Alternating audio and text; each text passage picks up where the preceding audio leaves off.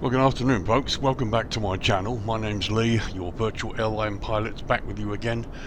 First, let me say my apologies for the length of time getting these videos out. I have been under medical investigation at the moment for some issues. They are ongoing, but I do plan to keep trying to do videos and get them out for you. So I hope you'll bear with me, and once again my apologies for the delay in getting this out. Anyway, where are we? We are in the UK. We're in West Sussex, down in the southern part of the UK, and this is London Gatwick Airport in West Sussex in the UK. Echo Golf Kilo Kilo. This was the debut scenery from Inibuilds. It's a payware version. Currently this is version 1.0.1 for the PC version of Flight Simulator 2024. Please note this is a premium edition that's not compatible with Flight Sim 2020. The download comes in at 3.09 gigs and it installs at just over 7 gigs. It's available only from Inibuilds. Currently the price stands at £20.39, which equates to €23.47 or $27.18 US. The Euro and US prices are estimates taken from the UK pound, and the conversions are done on the day that I looked at this scenery. And they include tax and VAT, which of course may vary depending on your country of purchase. As I said, it's the premium version currently on sale, and I believe this was Inibuild's debut scenery for Flight Sim 2024. It's just after sort of around about 1 o'clock in the afternoon. I've turned on live weather and we've got this view here just to give you an idea of what they've done. I mean, visually it looks wonderful. Only just starting to get into Flight Sim 2024 and the handful of sceneries I've looked at, but what I can see I'm pretty impressed with. Okay, as usual with Inibuilds, there's a whole host of features to go through, so let's go through some of them. Okay, features. So here we go then. We've got handmade ground textures with bespoke texture sets for runways, aprons, paths and roads. A true-to-life airport landside recreated with custom ground decals, signposts, vegetation, parking barriers and a lot more. Accurately modelled and positioned dynamic airport lighting. Over 180 handcrafted models featuring custom-made buildings, vehicles and objects. Handcrafted terminals with crisp textures providing a fresh modern appearance. High-definition jetways with intricate details enhancing the airport's realism. Highly detailed models of all airport buildings, objects and surroundings. And again you have a full high definition ground poly matching the 2025 airport layout. The airport layout's up to date, reflecting the current real world location. The level of detail, or LOD, is optimized to encourage best possible performance. They've also used the latest Flight Simulator 2024 software development kit features to allow for best optimization and performance possible. Bespoke taxi signage, true to life real world specifications. And those who use the Inimaneger to install this, and you really need to, you've got full Inimaneger compatibility, allowing you easy configuration for best performance on your system.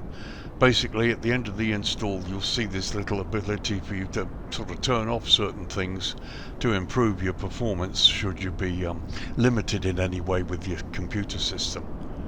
And lastly, there's an official GSX profile included in the scenery folder and in the Inimaneger download for those people that use that utility. Finally, one important note, the default Asobo Heathrow must be disabled before installing, before using this scenery.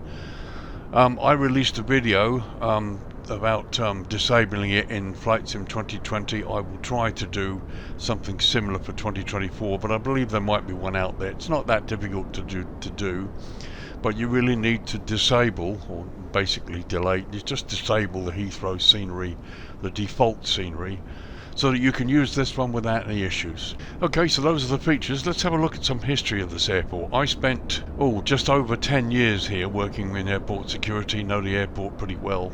So let's have a look at the history of this airport, and then later we'll get down low and see how well they've done.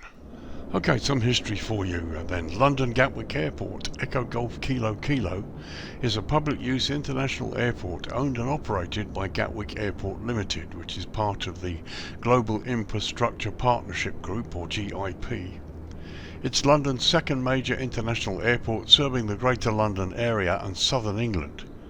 The airport is located in the town of Crawley in West Sussex, some 30 miles or 48 kilometres south of central London, and was the second busiest airport in the UK after Heathrow and the 10th busiest in Europe by passenger traffic.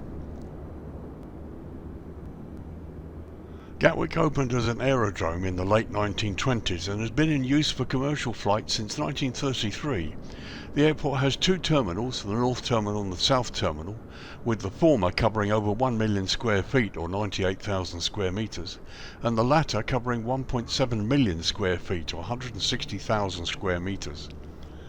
Gatwick operates a single runway airport using the main southern runway, while the secondary northern runway is available as a standby runway, or often used as a taxiway.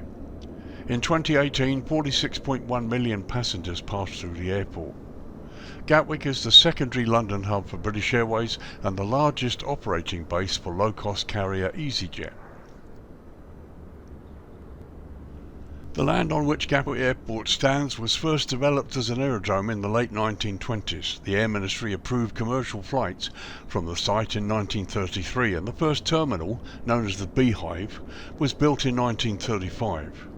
Scheduled air services from the new terminal began the following year. During the Second World War, the airport was taken over by the military and was known as RAF Gatwick. After the war, the airport returned to its civilian capacity. The airport was built in the mid-1950s, opening in 1956. In the 1960s, British United Airways, or BUA, and Dan Air were two of the largest British independent airlines at Gatwick. Following the takeover of British United Airways by Caledonian Airways at the beginning of the following decade, the resulting airline, British Caledonian, or sometimes known as BCAL, became Gatwick's dominant scheduled airline during the 1970s. As a result of conditions imposed by Britain's Monopolies and Mergers Commission on the takeover of BCAL by the then newly privatised British Airways at the end of the 1980s, Dan Air and Air Europe assumed BCAL's former role as Gatwick's dominant scheduled short-haul operator, while BA continued in BCAL's erstwhile role as the airport's most important scheduled long-haul operator.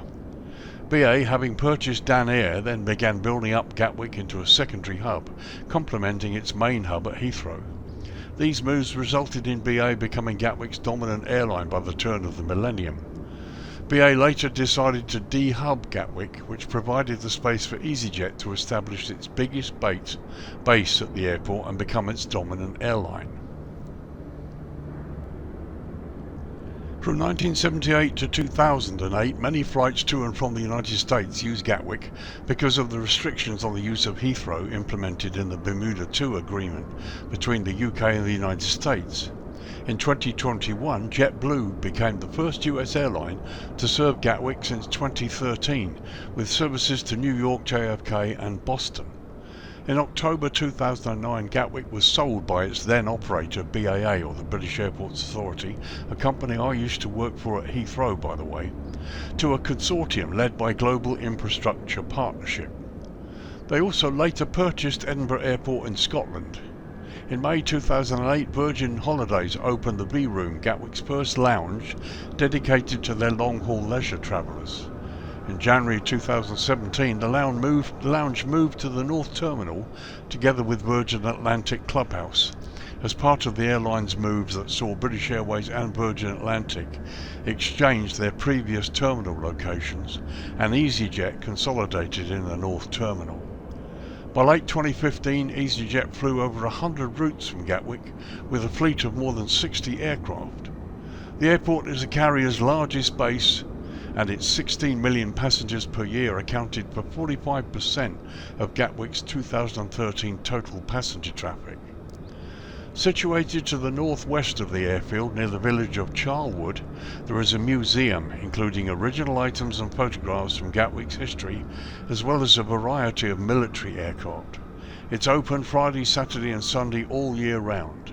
So there you are, a little bit of information, well rather a lot of information. There's quite a potted history there. Airport's been around a long time. It's a very important piece of infrastructure in southern England. I'm going to put a Wikipedia link in the bottom in the description below for those of you who might be interested in further reading. But there you go, that's the history. Now let's look at the runway operations here at Gatwick.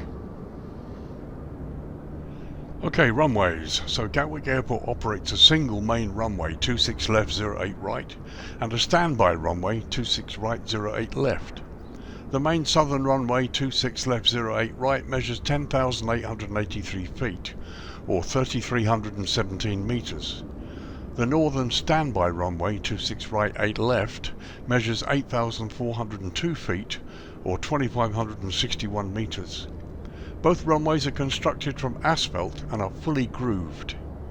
The airport lies at an elevation of 203 feet or 62 metres and sits within the GMT-UTC time zone.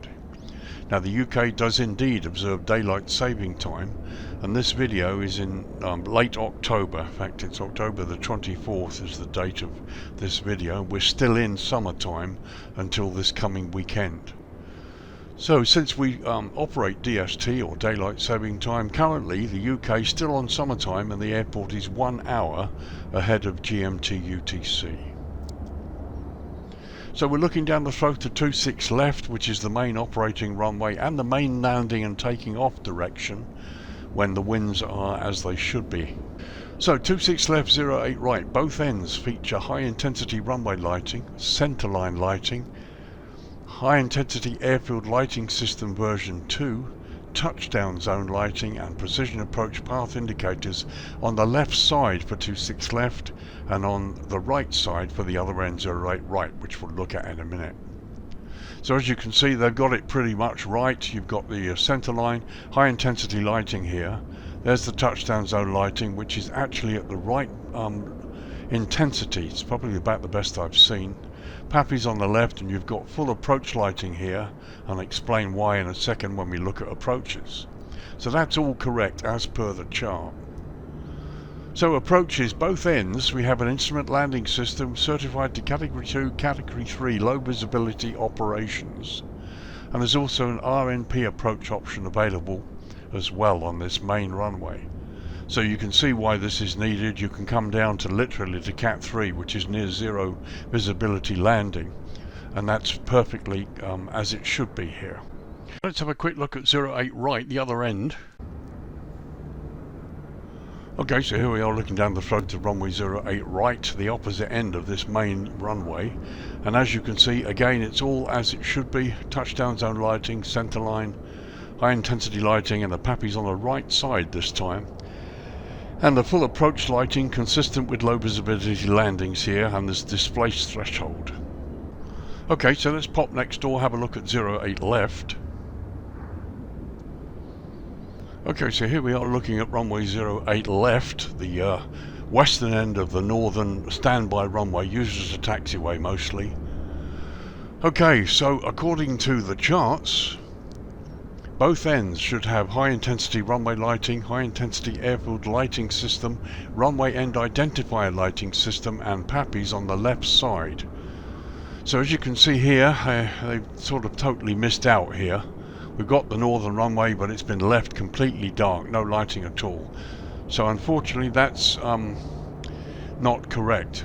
However, in Inibuilds' favour, there's a possibility, I think I read somewhere, that they've left the runway this way purposely so that people know that it's a single runway operation, and they haven't lit this up. And at the moment I don't believe the simulator is such that you can actually turn on or off runway lighting systems and have, like, you know, have it have one on runway one and one off, so to speak. So I think they've left it bare here, so that people use 26 left, 08 right, which is the main runway that's pretty much always in use 95% of the time.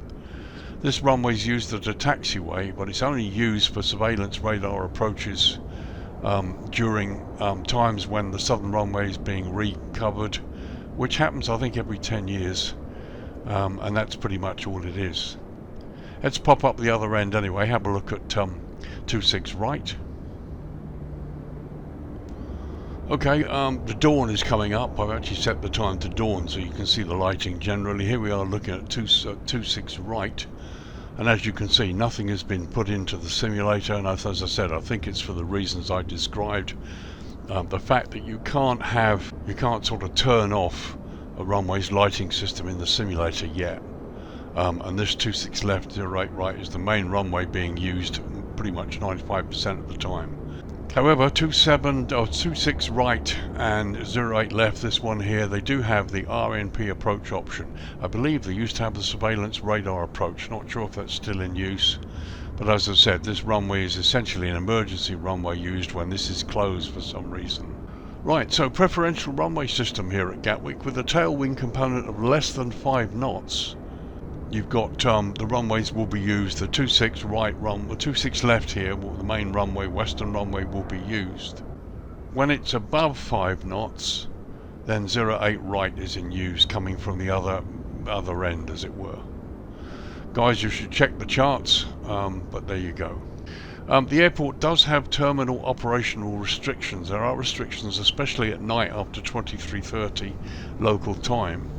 However, Gatwick basically has options for aircraft to operate into and out of the airport, basically into the airport as late as sort of 3 AM. I mean, I've worked at the side there and watched them coming in all the way until about 3 in the morning when I was on a night shift.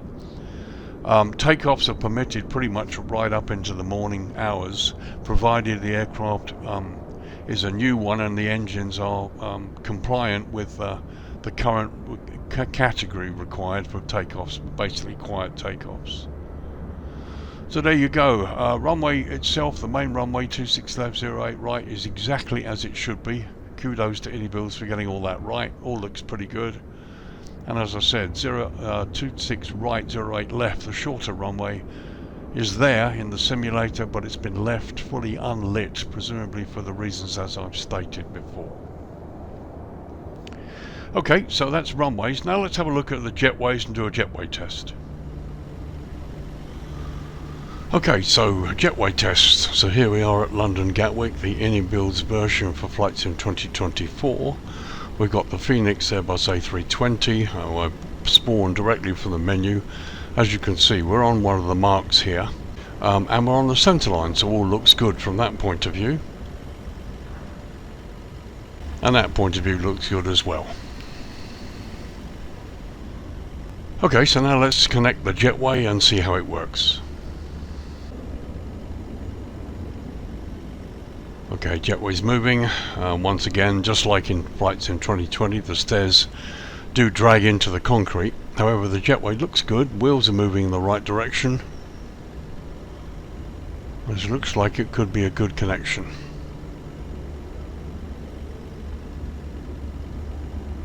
And there we go. I think the hood has entered the skin of the aircraft.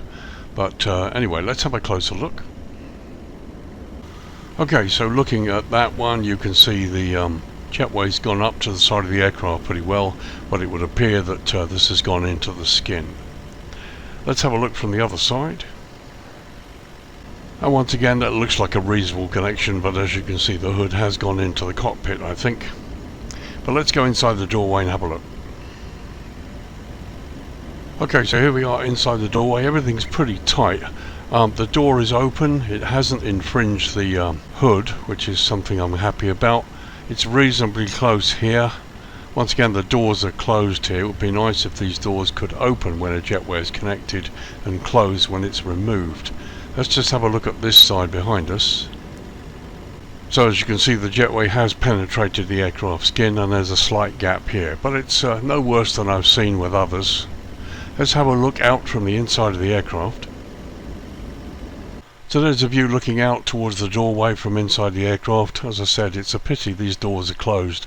I would like to see more developers rigging their jetways or designing them such that when you connect, the doors are open, and when the jetway is not connected, it's closed.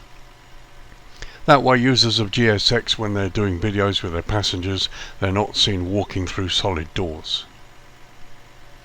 So that's interesting. Looking in the passenger cabin, there is the hood, which would appear that it actually hasn't penetrated the inside of the aircraft. It looks as though it did from the outside, but that's pretty good. I'm pleased about that. However, not such a good thing with the flight deck. As you can see, this is penetrated, not by much, but it's enough to cause an issue, visually anyway. So there's the jetway from the outside. I mean, you know, okay, the connection's not brilliant. You can see more of it going through the skin on the top here. But it's connected at the right place, and you will be able to see passengers getting on and off if you use GSX, for example. So it's good enough for that. But it's got all the usual faults of these animated jetways. You've got stairs going into the concrete here, and the hood that goes through the skin of the aircraft very often. And of course the doors are closed when you connect it to a jet, so using GSX passengers end up walking through a solid door. Those are the only faults, and they're common to Flight Sim 2024, it would seem, as indeed they are to Flight Sim 2020. Okay, so let's remove the jetway now. So the hood moves back and the door closes. That's actually a better animation than it is in Flight Sim 2024. Jetway moves back. The wheels are okay, they're not pointing in the wrong direction. And there we go, it's actually moved back to the actual correct area on the safe area as well. This is usually in red at Gatwick, but no problem, perfectly okay. So there you go, that was the jetway test at Gatwick on stand 571, I think it is. Yeah, 571 is the left-hand stand, and using the Phoenix Airbus. Right, so we've had a good look at that. Let's go into the scenery proper now and explore it and see just how accurate and how good it is.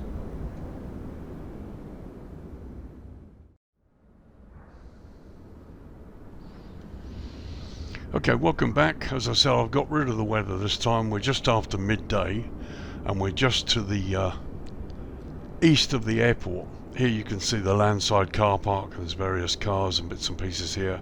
Here's the Hilton Hotel. There you've got the terminal station, and you will see as we get a bit closer, you will see there's the inter-terminal transfer train that goes between Terminal 1 and the North Terminal and South Terminal. Here you've got the railway, Gatwick railway station, and these, I believe these cars are all fixed, but they're all modelled, and this looks pretty good. As I said, I worked here for over 10 years outside the terminals for external security, patrolling all over the place. So I know the airport pretty well. It was a while ago, I left in 2019, but I still know the airport pretty well, so it'd be nice to look it over now. So we'll start from this eastern end, and we'll slowly move across to the central area here, looking at what they've done. So I really like the detail. I mean, this is a real feature of Flight Sim 2024. You know, everything's modelled. There's the train, the inter-terminal train. It's now got the EasyJet colours. Used to be British Airways when I was there. And as you can see, you look at the terminal structure. Everything down to the rooftops has been done. It's been brilliant. Here's the satellite terminal.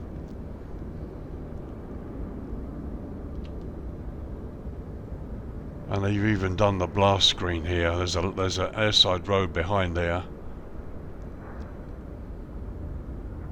Very nicely done here.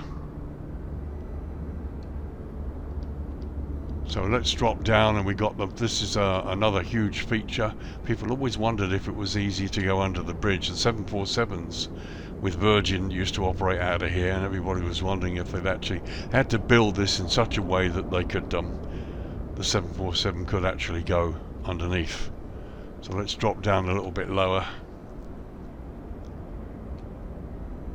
As you can see, the ground texture markings, it's lovely. It's very, very nice. Here you've got little crossings, a little road crossing that goes both ways, and you've got stop signs either side. We'll have a look in a minute. And there's the bridge, which I believe's got people in it. We'll have a look. Again, we'll stop for the moment. So here's the road crossing from one side to the other. And you've got these stop signs. Well, basically not stop signs. They basically sort of give way. Aircraft obviously have the first port of call. They're allowed to pass first. You've got to give way to all aircraft. Let's pop inside here.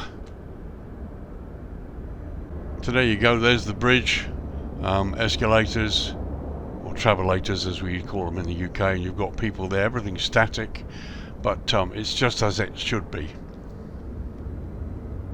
There we are looking in the other direction, and there you've got travelators going down into that side of the terminal. As we continue on, heading west, various taxiways. As you can see, building and construction is still going on.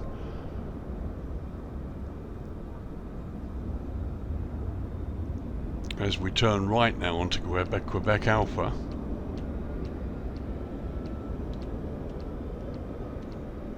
we've got these additional stands here at the North Terminal.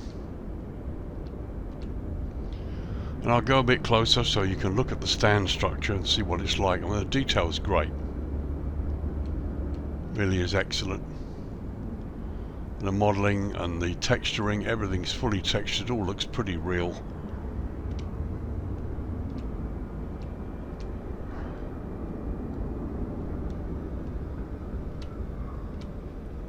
I've got various bits and pieces of scenery popping in here and out in there.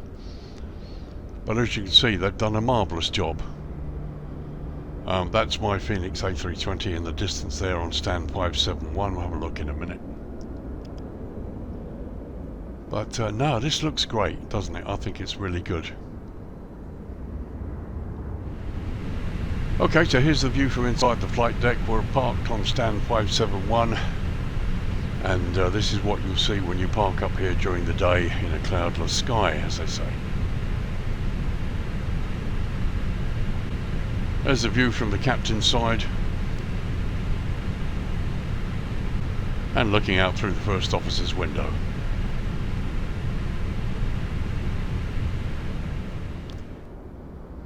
So we come across to the western side of this apron. There to the left in front of us you can see the fuel farm, which is a really massive structure. I mean, they use a lot of the fuel here. There's under fuel servicing as well.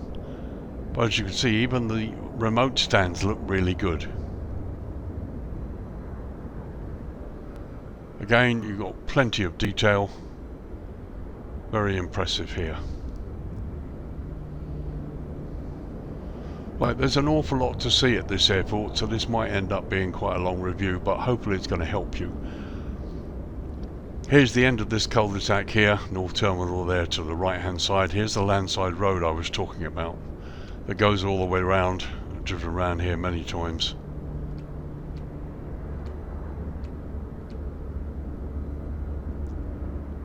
And it all looks pretty good.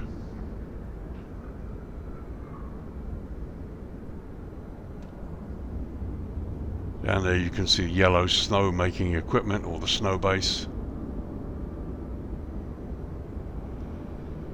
So we're landside now. Again, the car park and the walkway across to North Terminal.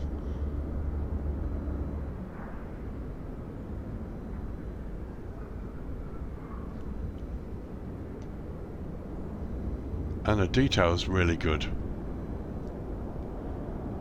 Well, it looks a little bit sort of ghost townish, but I suppose that's, you know, you wouldn't want to see everything running around as your frame rate would. There's the Premier Inn there, the Aurora Hotel to the right. Now here's the landside sort of monorail train, as it were. I'm going to try and catch it from somewhere. There's the satellite there. Now there, down there to the right, is the airside road. You've got the blast screen, then the airside road, then the airside fence line. Below us here, that building is the police station. And here comes the train, so let's try and get down low enough to have a look at it.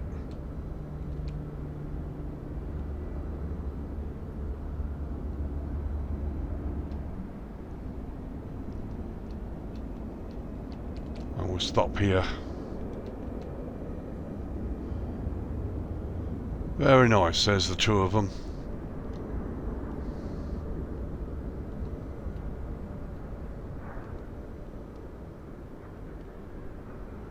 And that goes round to the South Terminal. Here we are, still airside here. You've got the Globus buses.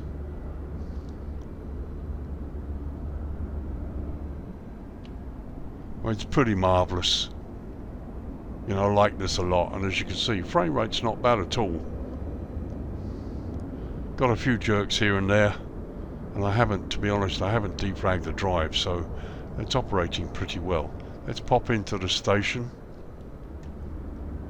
Okay, so the station looks nice. It's fully modelled. We've got no people. Would have been nice to have a couple of static people. Here comes the train.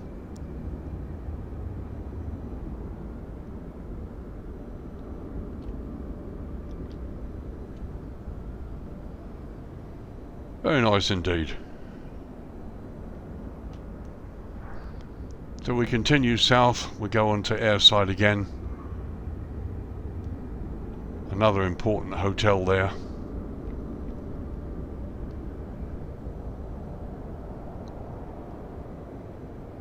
And it looks pretty impressive, doesn't it? Very nice indeed.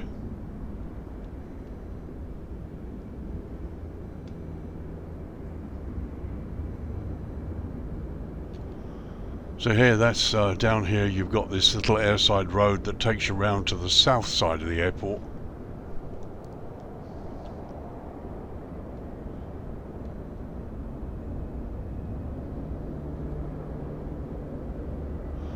And here you've got the old Alitalia DC-9.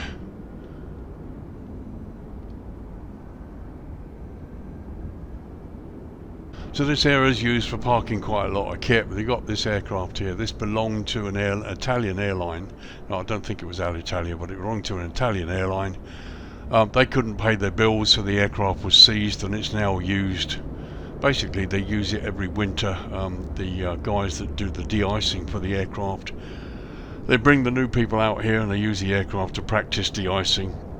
This little building here, they've not modelled it all fully, but this is a control post, a security control post, and I worked this. It's called Southern Approach, and we had a pen here with barriers, and your vehicles coming into airside to make deliveries, mostly catering trucks and other stuff, would stop here. We would search the vehicles and the drivers and any other occupants inside the post here.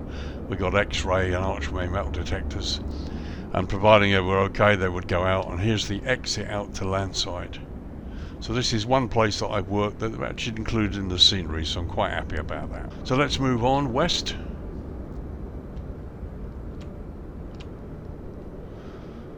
So here we are, still airside. As you can see, more sort of a dumping ground. This is Hangar 6, British Airways in front of us, the big blue area.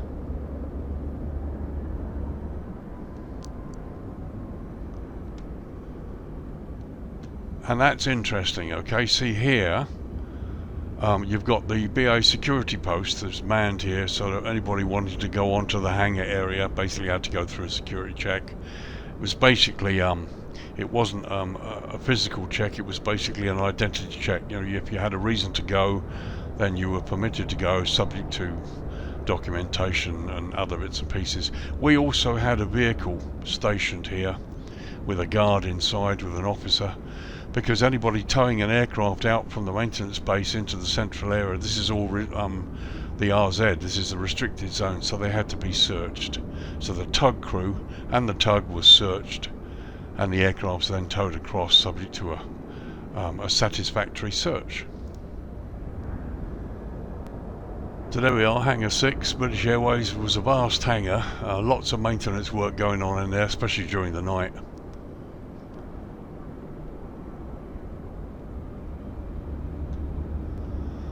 And there to the left you've got the radar dome, and we've got the Southern Perimeter Road here on the left hand side. The reason I know all about this, you've got a customs base, there's also a detention centre down here, and further right down the road you've got car parking for staff. The staff car park, I mean this road goes all the way down the Southern Perimeter fence. They haven't included everything, by the way. There's a catering facility down here as well. And it looks like basically they've just stuck a load of buildings here. But there in the distance you can see the car park. Ex-car park, a huge staff car park for people like us. and for airline staff who are coming in to operate the flights who are based at Gatwick. Okay, it's not fully modelled, but it's there, and it's as it should be. And there's the airside landside boundary fence, all correctly done. Okay, just to the north of the northern standby runway here, you've got the fire training ground. This is again where the fire service go down here once a month and set light to this mock aircraft and carry out all sorts of training procedures. And this again is accurately modelled. It's very similar to the one at Heathrow, although this is a little bit different. And there's another view.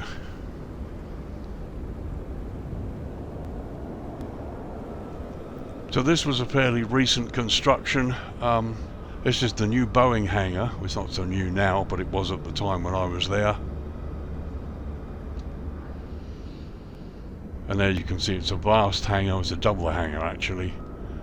And yep, that's for Boeing hangar there.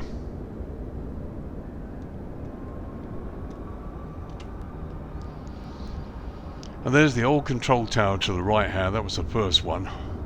And here's the Virgin hangar. Not sure if it's still in use as of today. Certainly that little aircraft shouldn't be parked there. But this is Boeing. This is the Virgin hangar. And again, we used to have a little post out here to search the tug drivers when they towed the aircraft out of the hangar out here onto the airfield, which of course is restricted.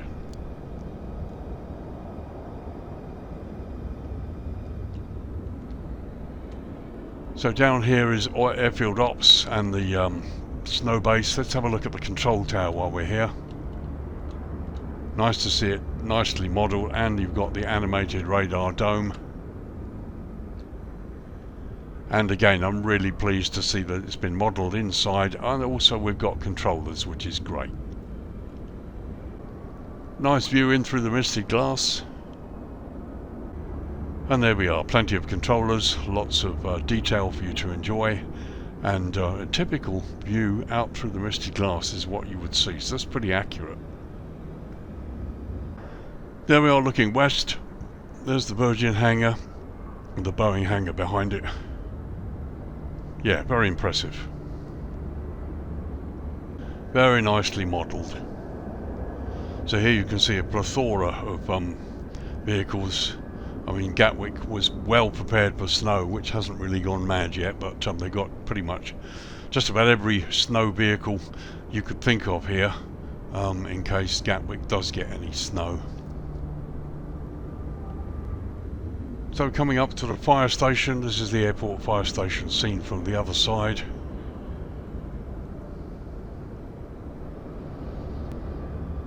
And there you go, a couple of fire tenders. And you've got this unique logo which was developed by, I believe, by the Gatwick guys themselves. They came up with this logo to denote the airport fire service here at Gatwick. And just a close look, there you can see the fire tenders.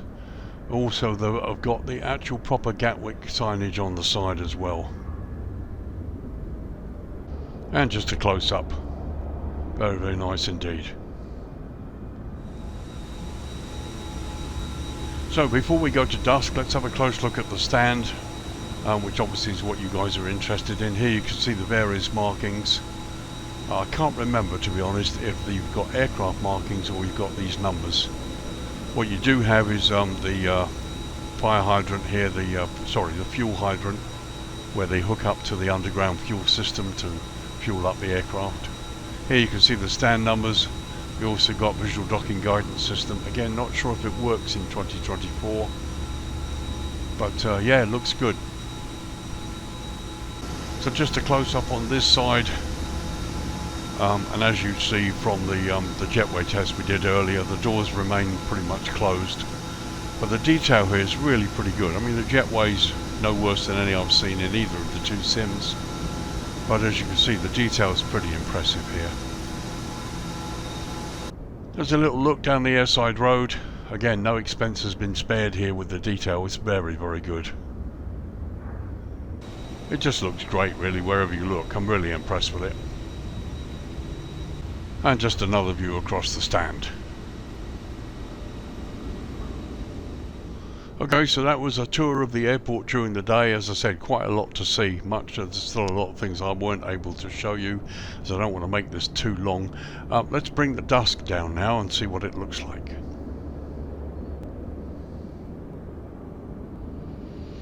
Okay, so we're down to 6:15 in the evening. As I said, it's 24th of October 2025, the date of the video that I'm shooting here.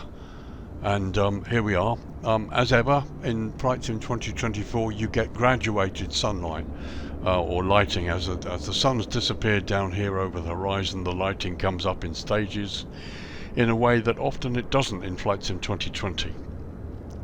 So here we are looking out across the airport. There's runway 26 left. Here you can see the interterminal transfer train. Nice to see they've got some lights, but it doesn't look as though the train itself is lit, but we'll have a close look in a bit. But lots of really nice subtle lighting here on the car park, for example. There's the Premier Inn Hotel. You've got a little sign here for Gatwick.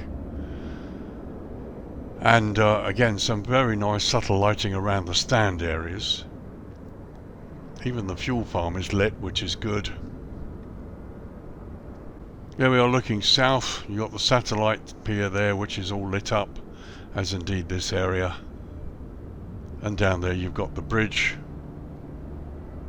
It looks good, it really does. Okay, again a quick look from the flight deck here at dusk. As you can see, lots of subtle lighting going on. All looks pretty impressive here. I look through the captain's window, and nice to see the ends of the jetways all lit up. And looking across through the first officer's window. So here we are then looking down the north terminal, looking towards the south. On the right hand side you've got the off airport or the off terminal stands here. There's a control tower. Here's my aircraft on 571, and as you can see the lighting's pretty good. We're going to go into the terminal from landside and airside in a minute, but for the moment let's just take a tour.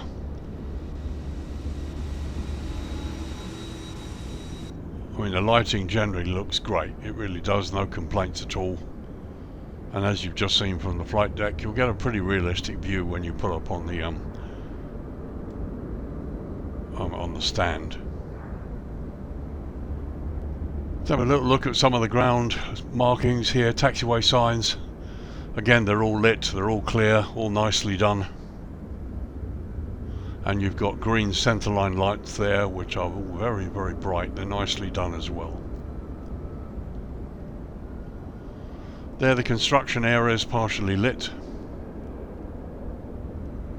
A quick pass over the control tower. Again, beautiful lighting inside, and you can see you've also got the underside as well. More off-terminal parking. And you've got lighting on the Boeing hangar down there and some lighting on the Virgin hangar. There's the landside road that goes past the hangar. I used to go down here quite a lot.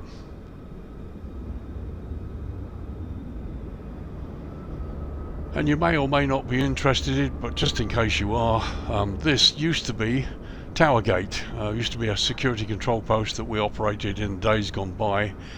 It's now no longer in use. It's basically an emergency in and out exit. And this building has been turned over to a cleaning company, I believe, and you got a lot of their vehicles are parked there. But this used to be Towergate, a control post that we used to search vehicles going into airside. So here's the taxiway, goes back up to the north terminal.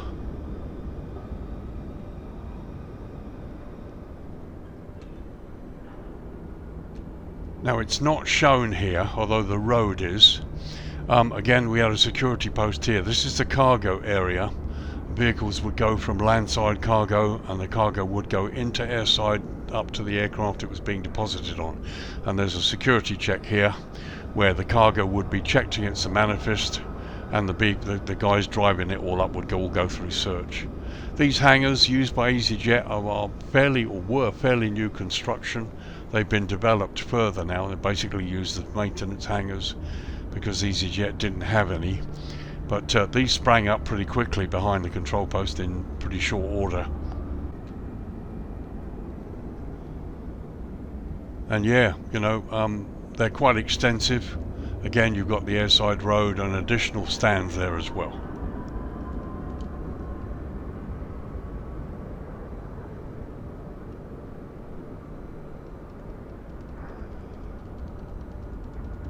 As you can see, this all looks pretty real. It's great.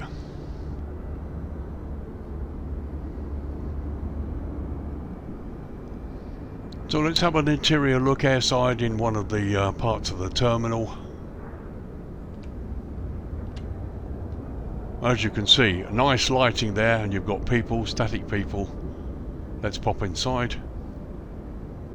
So pretty nice airside. You've actually got two levels. We'll look at the upper level in a minute. Very nice.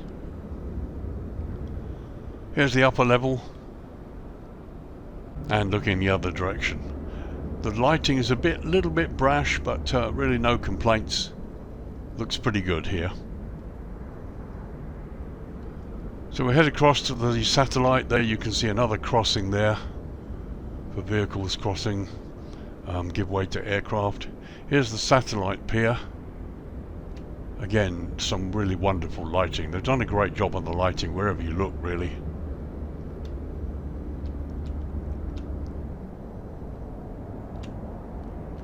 So a quick look from outside. Oh, it looks pretty realistic. You've got the PDGS systems there. All the road signage from AIRSIDE. And inside looks pretty impressive, doesn't it? It's very nice. Even the Costa shop there is fully modelled with people in it as well. That's nicely done. So let's just take a little tour around here, and you can have a look at the sort of work that they've been doing interior wise. Not going to go and look at everything, it just isn't time. There's so much for you to see. People standing at a gate there.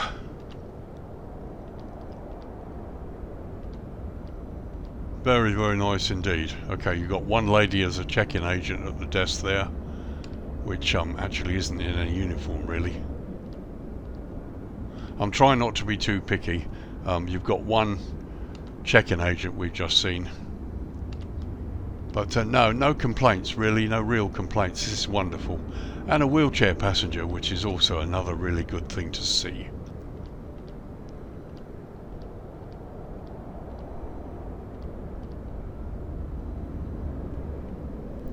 It's all very nice indeed.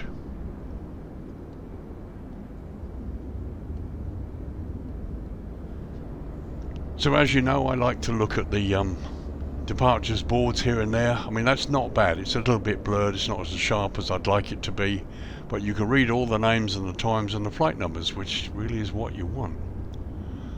The time 0556 down there on the right hand side is not as per the time in the simulator, so that's not in any way connected. But yeah, brilliant. Really no complaints. It's very, very nice indeed.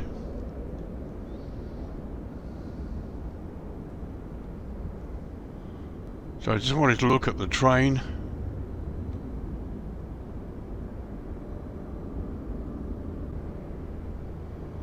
So you've got front and tail lights, but no interior lighting to show what's going on inside the train, which is a pity. Here comes the other one. Yeah, it's good enough. So there's an overview of landside. As you can see, the big car park there.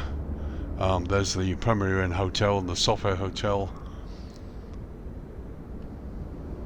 Just want to go a little bit closer to the station. We get a chance to see the hotels up close. There you can see some parallaxing, giving you the illusion of inside the hotel.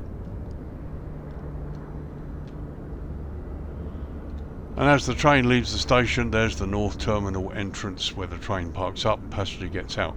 And we've got one passenger down there.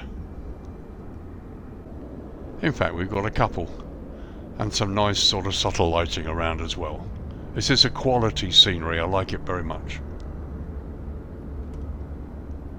Okay, so that was the dusk time. As you can see, the daylight is rapidly receding upon us. Let's take it down to night time now and have a look at the nighttime lighting.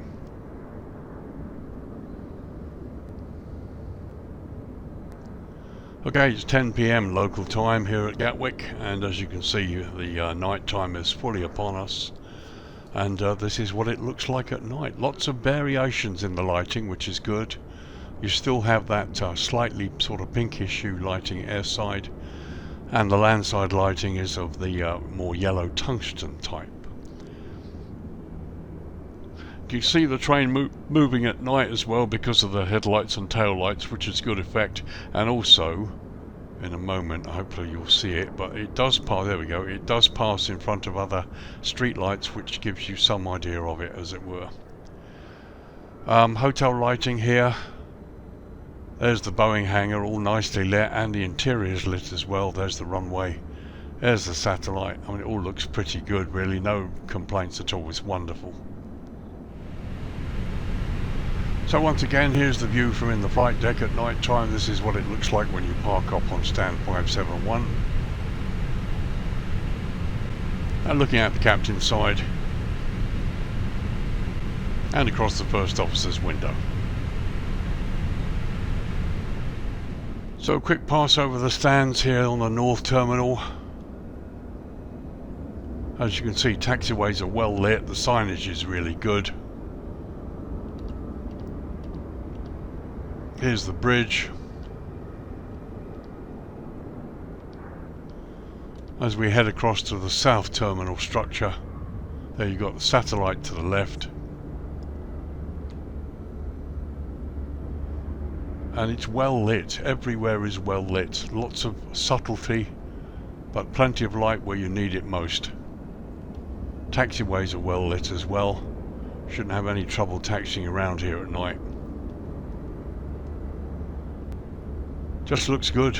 Wherever you look, it's very, very nicely done.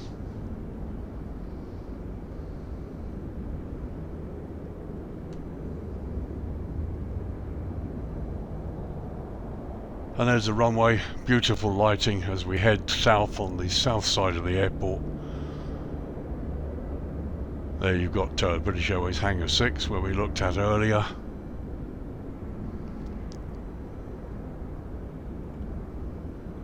Pretty dark down here, but it's not really a place that you'll go much unless you visit Hangar 6, but that's lit for you to do it should you want to bring an aircraft down here and do a maintenance thing.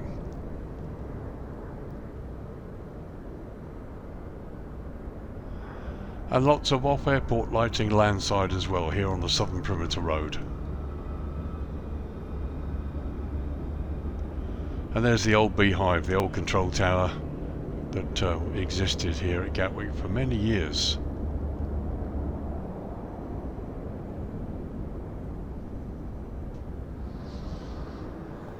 So a quick overview from high level, just looking east. As you can see, it looks great. You've got all the lighting you need. There's so much to explore at this airport that is beyond the scope of this video really, although I've tried to do a lot for you. So we're going to reposition and bring up the dawn.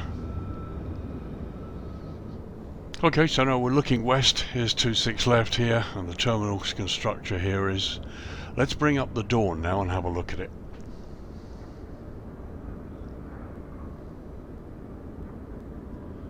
Okay, it's 8 AM local time, and as you can see, the sun's come up behind me. Here you've got the interterminal transfer monorail system going along. There's a satellite, and here's the south terminal structure here. And you've got the north terminal structure over there. There's the Boeing hangar. It all looks pretty good. There we're looking northwest. Here you can see the British railway line and station down there. And you've got various buildings and bits and pieces off airport. Here you've got the various long-term car parks for the north and south terminal. And there we are looking southwest. And here's the southern part of the airport. Hangar 6 is over here. And various landside buildings. And there you've got the sun coming up slowly in the east. Okay, it's 8 AM, an hour later, and time to wrap up the review. I've tried to show you as much of this as I can. There's an awful lot to this scenery. It's one hell of a product, I have to say, which clearly takes full advantage of the many things that the new simulator, Flight Sim 2024, can give us. It's a very, very nice product. What about the price? Okay, just over £20, 24 euros, just under, and just under $28. You know, it's worth it. It's on the high end, but you've only got to look at what's been done here. It's huge. As a former worker, okay, there's a lot here that's absolutely correct. There's a few bits and pieces missing, buildings that I would recognise and probably you wouldn't, but that's really no slate at all on this. This is a massive project that's been done really well, and you know, this is Gatwick in its entirety. Really no complaints at all. Very well worth the price in my opinion, even on the high end. If you've got Flight Sim 2024 and you've got a reasonably good system, this is the best version. This is the one to get, no question about it. It's a very nice product. And if this was their launch product, which I believe it is, I mean, it's a hell of a way to introduce yourself to Flight Sim 2024. It's brilliant. Really is good. It's really no complaints at all. It looks great at all times of the day. Like many airports, it comes to life at night time, and it's just brilliant. It really is. I like it a lot. Just a quick disclaimer, I did buy this. I wasn't given it by Inibuilds to review, so the comments and thoughts are my own, have not been influenced by the developer in any way. So there you are, ladies and gentlemen, London Gatwick Airport in Sussex in the UK, Echo Golf Kilo Kilo. This is the payware scenery by Inibuilds. It's the premium version for Flight Sim 2024. It's not compatible with Flight Sim 2020. There's a different version available for that. This is the current release version 1.0.1, coming in at 3.09 gigs download and installing at just over 7 gigs. Available only from Inibuilds currently, priced at £20.39, which equates to roughly €23.47 or $27.18 US. The Euro and US prices are estimates taken on the day I looked at them, so they could be slightly different. They may vary as currencies fluctuate.